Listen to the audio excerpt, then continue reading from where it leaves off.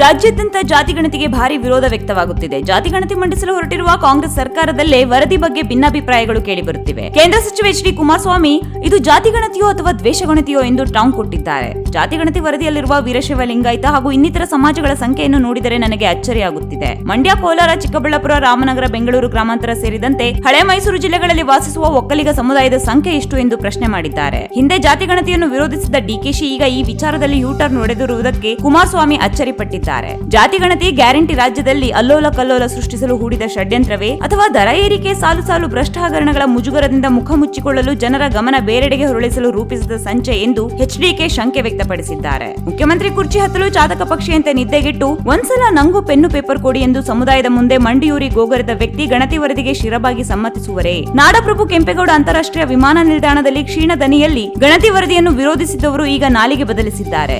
ಶಿವ ಎಂದು DCM ಡಿಕೆಶಿಗೆ HDK ಟಾಂಗ್ ಕೊಟ್ಟಿದ್ದಾರೆ. ಇದು 1 ಮಿನಿಟ್ ಪೊಲಿಟಿಕ್ಸ್.